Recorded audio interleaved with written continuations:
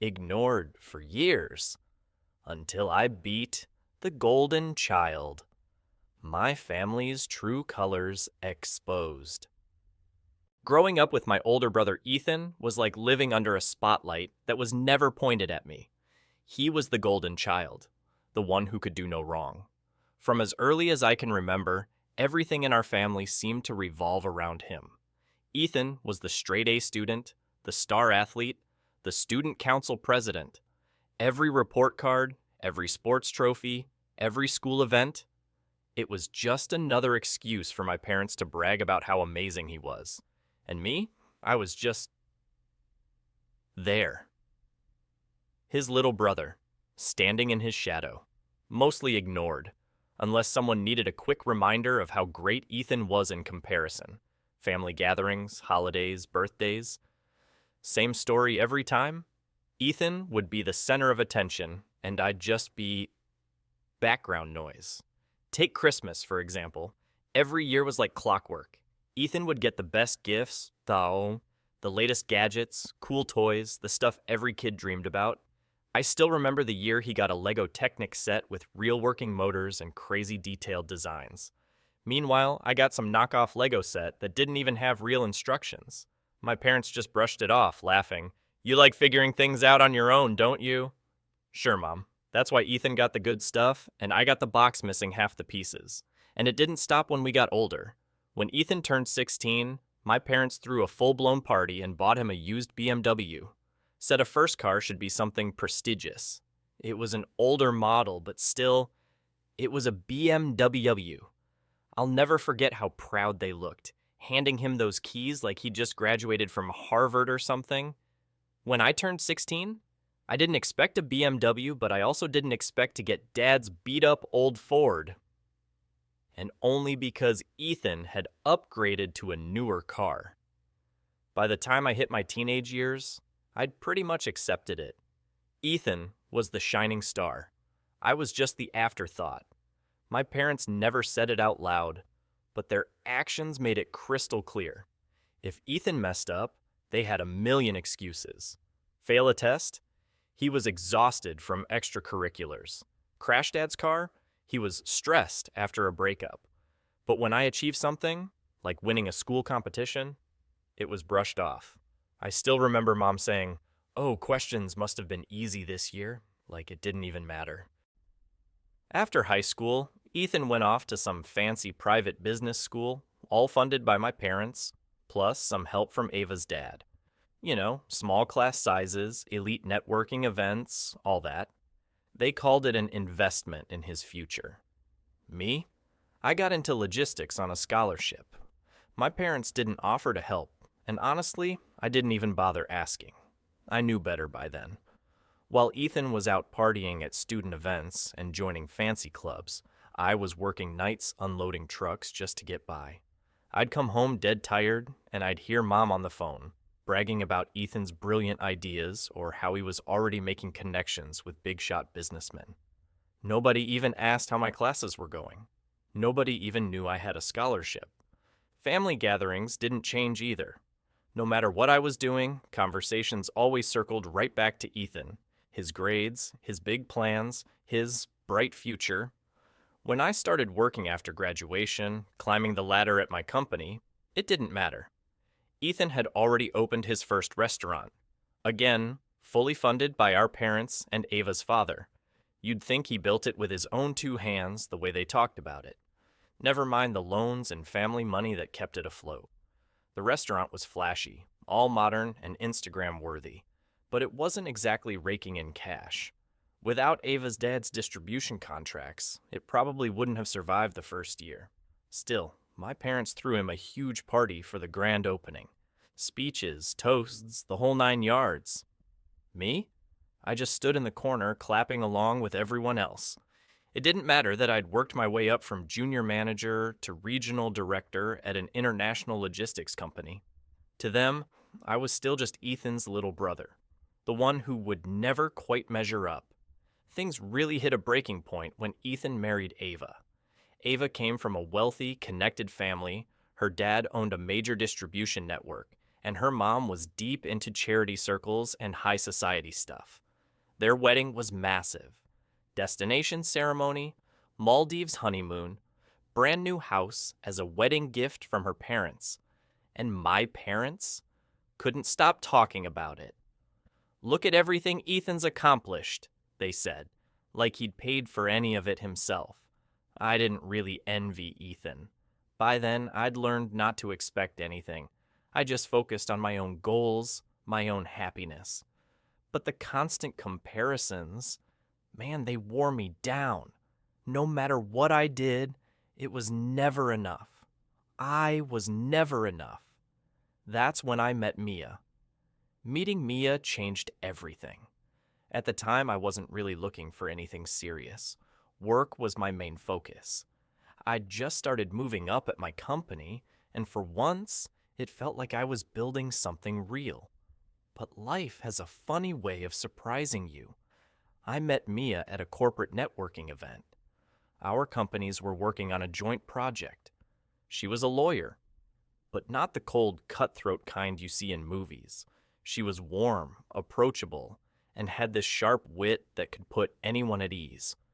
From the minute we started talking, I felt like the most important person in the room. And let me tell you, I wasn't used to feeling like that. She didn't care about fancy titles or flashy stories. She asked real questions, actually listened to my answers, and shared her own stories too. I still remember that night.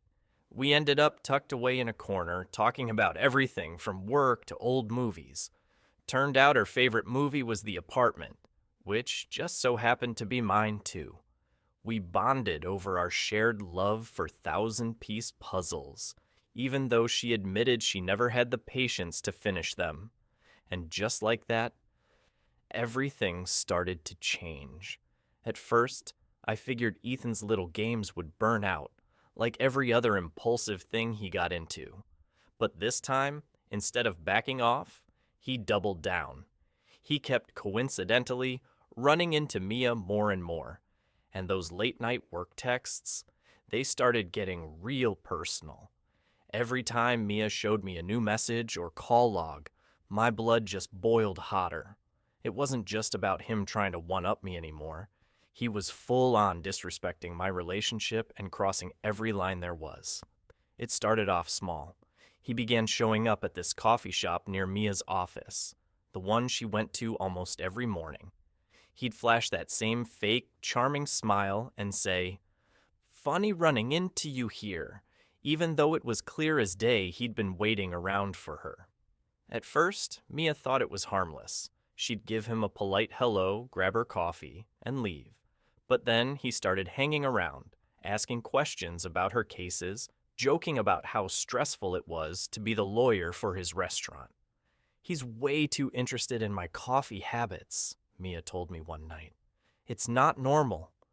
Things got worse. Ethan started showing up at events where Mia was speaking. As a lawyer, she did a lot of professional panels and conferences, so it wasn't unusual to see familiar faces. But Ethan's appearances, they turned into a pattern. He'd sit right in the front row, nodding along like he was her biggest fan, and make a point to talk to her afterward. "You're such a natural speaker," he told her once. "You make the rest of us look bad." Hearing all this, I started feeling like I was losing my grip. Ethan had always been competitive, but this wasn't about being better anymore. This was about taking something that was mine. I wanted to confront him right then and there, but Mia stopped me. "Let him dig his own grave," she said. "He thinks he's in control."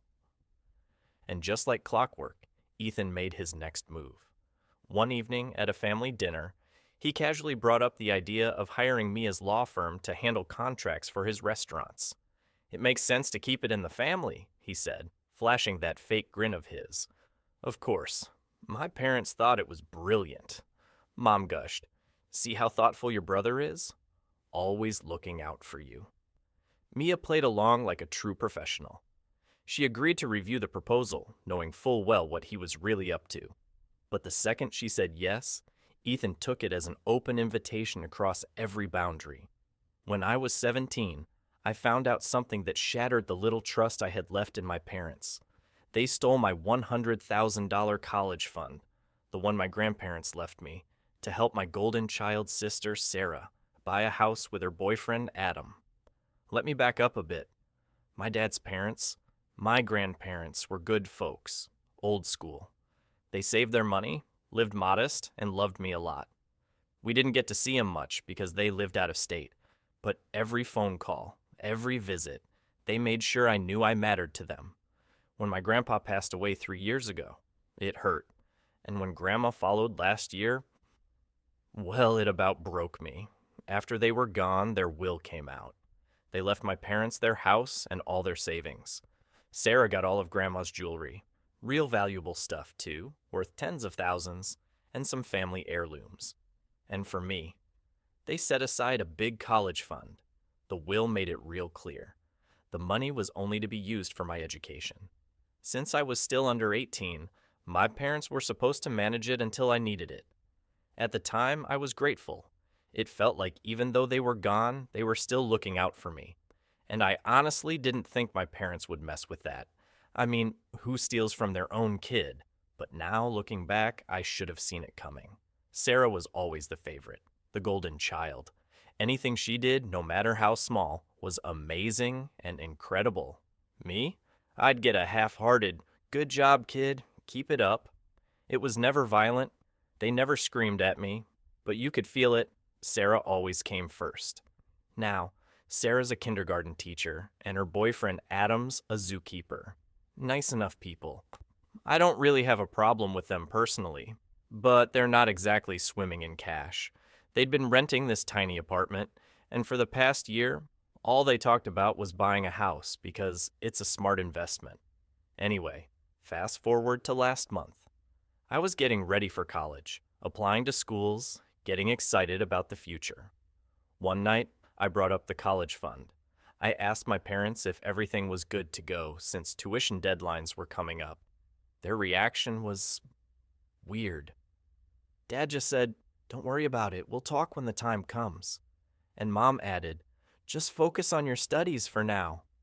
It felt like they were dodging me. At first, I let it slide. Maybe I was being paranoid, right? But the more I thought about it, the more it gnawed at me. So about a week later, I asked again. This time, more direct. I needed to know. College applications aren't cheap, and I needed to plan. That's when they told me. I'll never forget that moment. Mom, in the most casual tone in the world, said, "We used your college money to help Sarah and Adam buy a house." I just stared at her, thought maybe I misheard. I asked, "What?" She repeated it like it was nothing. Dad jumped in too, saying Sarah needed it right now and that it wouldn't be fair for her to struggle with loans while I got a free ride. Y'all, I lost it. I'm not proud of how I reacted. I screamed. I asked them how they could do this to me, how they could steal what wasn't even theirs. Mom just rolled her eyes like I was being dramatic. She said, "You'll figure it out. You can always take a loan like everyone else." That's when I snapped and told them I'd sue them. Yeah, I'm just a teenager. I don't have a lawyer. But I was desperate. And you know what they did? They laughed. Dad looked me right in the eye and said, "With what money? You can't even afford a lawyer."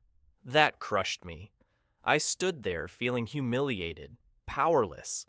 I realized right then and there, I had never really mattered to them. Not the way Sarah did. Maybe not at all. That night, I locked myself in my room and cried harder than I ever had before. When I finally stopped, all I could think was, if my grandparents had known what my parents were really like, would they have trusted them with my future? The next morning, I made up my mind. I packed a backpack, just some clothes, my phone, and the little money I had saved from my part-time job. I didn't know where I was going to go. I just knew I couldn't stay. I left without a word, walked past my parents, who were sitting in the kitchen laughing over coffee like nothing had happened. I didn't even look at them. I headed straight to my best friend's house. Her parents? They're saints.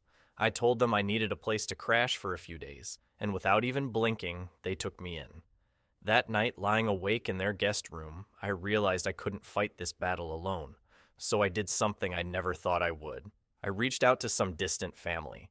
Dad didn't have siblings, but he had cousins. One of them was Uncle Jake. I didn't expect much. I mean, he barely knew me. But I was desperate. I sent him a message on Facebook explaining everything and went to bed with no real hope. Next morning, I woke up to a message from him. 3 words that changed everything. Call me now. After that late night text from my parents, I didn't respond. I couldn't. Anything I said would have just made me angrier, and honestly, I didn't want to give them the satisfaction of knowing they still got under my skin. The next morning, Uncle Jake and I had our first virtual mediation session with them. I didn't have to say much, our lawyer handled most of it. But seeing my parents' faces on that screen was surreal. They looked like they'd aged overnight. Mom's face was pale, and Dad kept rubbing his forehead like he had the world's worst headache. Neither of them could even look me in the eye. Their lawyer tried to make it sound like they meant well, that they thought they were helping the family. But our lawyer wasn't buying it. He brought up the will, real specific terms. The money was meant for my education. Not to bail out my sister. Not for anything else. When I finally spoke, I kept it short. I want the money back. That's it. Mom looked like she was about to cry. She said, "We'll pay for your tuition ourselves. Why won't you let us fix this?" I clenched my fists under the table. "Because I don't trust you," I said. "You already took the money once. What's stopping you from doing it again?" Silence. They didn't have an answer, because there wasn't one. After the session, Uncle Jake checked on me. I'd told him seeing my parents like that messed with my head. It's like, they're sorry they got caught, not sorry for what they did. He nodded. Probably true, but don't let him guilt trip you. You deserve that money. Don't forget it. He was right, even if it still hurt. A couple days later, Sarah finally reached out. Her name popped up in my Instagram DMs. For a second, I thought she was going to blow up on me or guilt me too. But instead, she wrote, "Hey, I just found out what Mom and Dad did. I'm really sorry. I had no idea they took your college fund. I thought they were just helping me out with savings or something. I'm not mad at you, I promise. Just wanted you to know." I sat there staring at her message for a while. Then I wrote back, "Thanks for saying that. It means a lot." I didn't know if she actually felt guilty or if she just wanted to clear the air. Either way, it made me feel lighter. At least Sarah didn't hate me. And truth be told, I didn't hate her either. She was just caught in the middle of the mess Mom and Dad made. Later that day, Uncle Jake called again. We had another mediation session coming up. He warned me, "They're trying to stall now. They're hoping you'll feel guilty and cave." It sounded dramatic, but he wasn't wrong. This was a battle, and they were pulling every trick they could to hold onto money that wasn't theirs. That night, I laid in bed scrolling through old photos. Me with my grandparents, birthday parties, holidays, random visits. They always looked so proud of me. Grandma used to hug me and whisper, "You're gonna do amazing things, sweetheart." They believed in me. They saved that money so I could have a future. I owed it to them, and to myself, not to let my parents take that away. The second mediation session came 2 days later. This time, I wasn't nervous. I wasn't even sad. I was just focused. My parents could cry, beg, yell. I didn't care. I wasn't backing down. And sure enough, it didn't take long before Mom broke down crying. "We were just trying to help the family," she sobbed into a tissue. "Why can't you see that?" I didn't even flinch. "You weren't helping the family," I said calmly. "You were helping Sarah, at my expense." Dad tried a different angle. "Look, kid, we made a mistake. We get that. But do you really need to ruin your sister's life over this?" That was it. That was the moment I snapped. "Ruin her life?" I said. "I'm not the one who stole the money. That was you. Don't put this on me." Our lawyer shut them down after that. Honestly, I kinda zoned out. I was just tired. Tired of hearing excuses. tired of being treated like the bad guy. That night, I got another long message from Sarah. Different tone this time. Less sorry, more guilting. Look, I know Mom and Dad messed up, but you don't have to take it this far. They're trying to fix it. Uncle Jake's making them panic. Can't you just let them pay for your college instead of suing? I never asked for this. It hurt. Even though she wasn't yelling, I could tell she wanted me to back down. I sat with her message for a while. Then I wrote back, Sarah, I'm sorry you're stuck in the middle. But this isn't my fault. I'm not taking it too far. Mom and Dad crossed a line. All I'm asking for is the money they stole. She read it, never replied. Guess she didn't know what to say. The next day, Uncle Jake called. He told me our lawyer had officially filed the paperwork to take the case to court. They're cracking, he said. They're hoping you'll give in, but they're running out of time. I asked him what happens now. He said, either they settle and return the money, or they lose in court and end up paying even more with fees. I sat there listening, feeling this weird mix of sadness and relief. For so long, my parents held all the power. For so long, I felt small. Not anymore.